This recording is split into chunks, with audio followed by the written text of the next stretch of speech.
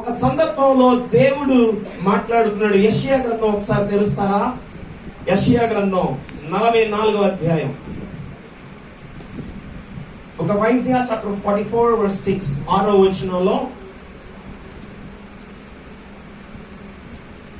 ఒకడు నేను 6వ వచనం, ఇశ్రాయేలీయుల రాజైన యెహోవా, వారి విమోచకుడైన సైన్యములకు అధిపతియగు యెహోవా ఇలాగు సెలవిచ్చుచున్నాడు, నేను మొదటి వాడను కడపటి వాడను, నేను తప్ప.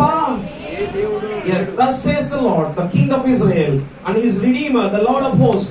I am the first and I am the last. Besides me there is no God. అంటే నేను తప్ప ఏ దేవుడు లేడు. ఎంత బలముగా రూఢిగా దేవుడు చెప్తున్నాడంటే, నేనే మొదటి వాడను, నేనే కడపటి వాడను. దేవునికి స్తోత్రం కలుగును గాక. ఇంకొక సందర్భంలో కూడా చెప్పాడు, మీరు రాసుకోండి, యెషయా గ్రంథం 48:12.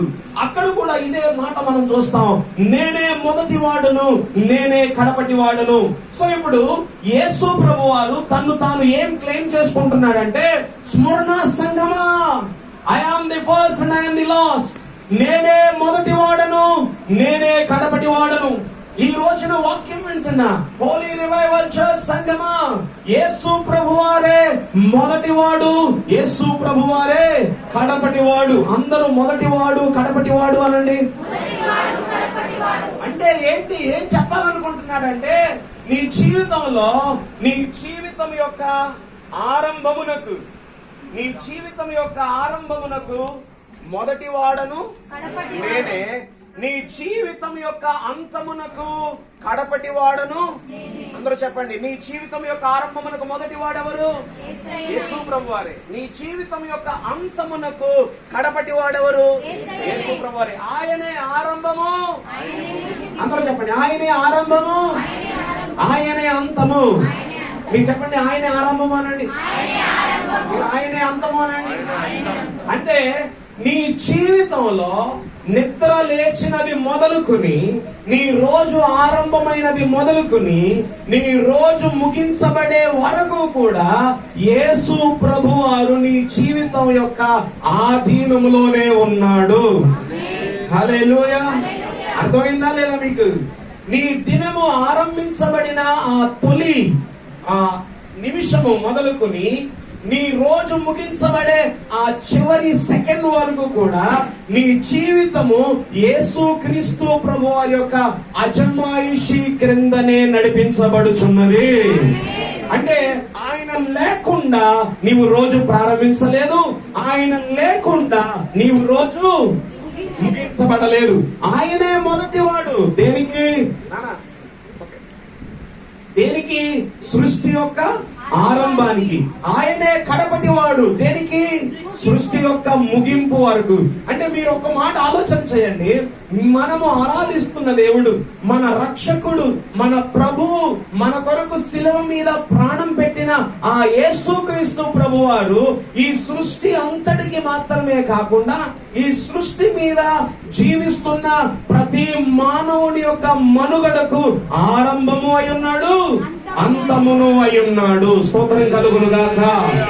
అంటే ఆయన ఏం చెప్పాలనుకున్నాడంటే, నీ జీవితంలో ఏది జరిగినా, నీ జీవితంలో ఏది నేను అనుమతించినా, నీ బ్రతుకులో పోరాటమై ఉండొచ్చు, సంతోషమై ఉండొచ్చు, విచారమై ఉండొచ్చు, సమృద్ధి అయి ఉండొచ్చు, నష్టమై ఉండొచ్చు, కష్టమై ఉండొచ్చు, ఏ అనుభవములో నువ్వు నడిపించబడినా ప్రతి అనుభవము కూడా నా యొక్క అజమాయిషిలోనే నువ్వు నడిపించబడుతున్నావు.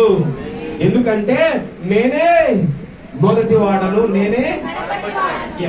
యేసయ్య ప్రమేయము లేకుండా, యేసయ్య జోక్యము లేకుండా, యేసుక్రీస్తు యొక్క ఇన్వాల్వ్మెంట్ లేకుండా ఈ రోజు నీ జీవితము నీది మాత్రమే కాదు, ఈ ప్రపంచంలో ఉన్న ఏ ఒక్కరి జీవితాలు నడిపించబడడం లేదు అనేది 100% వాస్తవం. అంత మాత్రమే కాదు, సూర్యుడు ఉదయమున ఉదయిస్తున్నాడన్నా, సాయంత్రము పడమరన అస్తమిస్తున్నాడన్నా, రాత్రి చంద్రుడు కనిపిస్తున్నాడన్నా, సకల గ్రహాలు అవి విశ్వములో వాటి వాటి కార్యక్రమాలు నిర్వహిస్తున్నాయన్నా, ఈ విశ్వము సాఫీగా కొనసాగించబడుతుందన్నా, దీని అంతటికీ మూలము ఎవరంటే మనము ఆరాధించుచున్న యేసుక్రీస్తు ప్రభువారు మాత్రమే. హల్లెలూయా.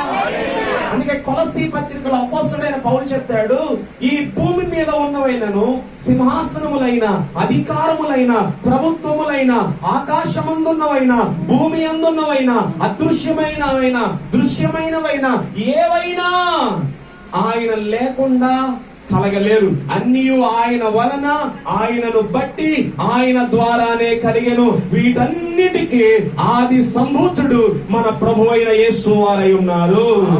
హల్లెలూయా. అంటే నువ్వు శ్రమలలో ఉన్నా యేసు ప్రభు వారు ఏమై ఉన్నాడు చెప్పాలి. నీ మీద ఆయన యజమానుడిగా ఉన్నాడా లేదా?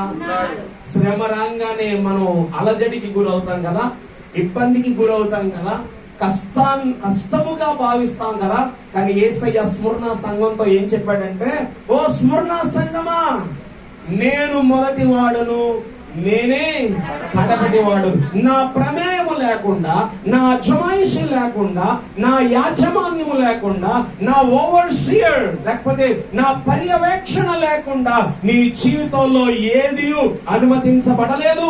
అనుమతించబడిన అది నా కంట్రోల్లోనే ఉండి నీకు అనుమతించబడింది. స్తోత్రం కలుగును గాక. యోబు శ్రమలను భరించాడు, అవునా కదండి? ఎవరి అనుమతితో చెప్పాలి మీరందరూ? దేవుని అనుమతితోనేనా? సాతానుడు కూడా ఎవరి అనుమతి తీసుకున్నాడు అంటే, ఈ రోజున రోగము నిన్ను ముట్టాలన్నా దేవుని అనుమతి కావాలి, శ్రమ నిన్ను ముట్టాలన్నా దేవుని అనుమతి కావాలి, శోధన నిన్ను తాకాలన్నా ఎవరి అనుమతి కావాలి? ఎందుకంటే నేను ప్రకటిస్తున్న దేవుడు నీ జీవితమునకు ఆది అయి ఉన్నాడు, నీ జీవితం యొక్క ముగింపు కూడా అయి ఉన్నాడు. ఆయనే అల్ఫా, ఆయనే ఒమేగా. హల్లెలూయా. ఆయన లేకుండా కలిగి ఉన్నది ఏమీ కలగలేదని యోహాను సువార్త 1వ అధ్యాయంలో యోహాను గారు చెప్పాడు.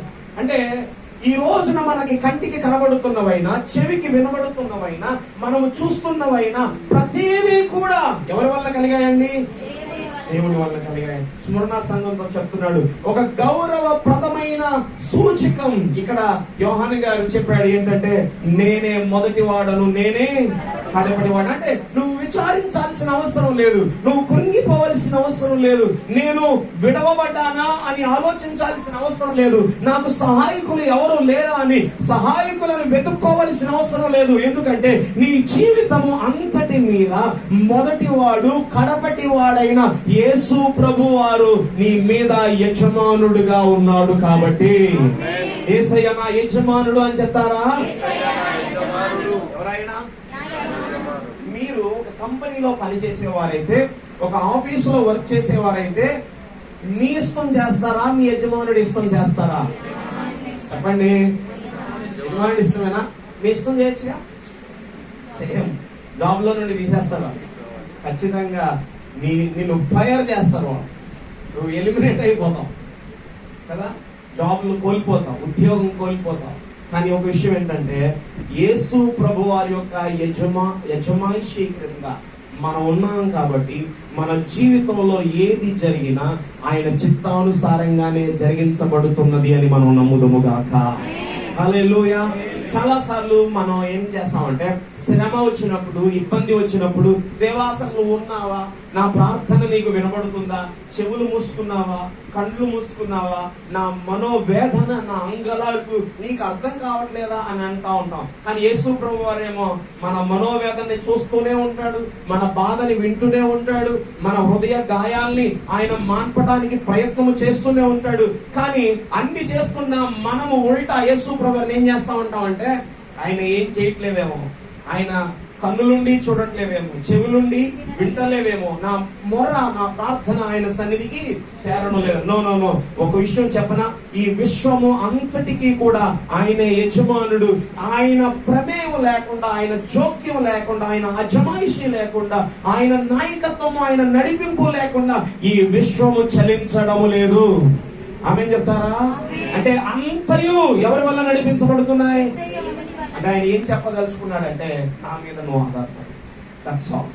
ఇక వేరేదేం లేదు. ఎందుకంటే నేనే ఆరంభము, నేనే అంతము, నేనే మొదటివాడను, నేనే కడపటివాడు. స్మరణ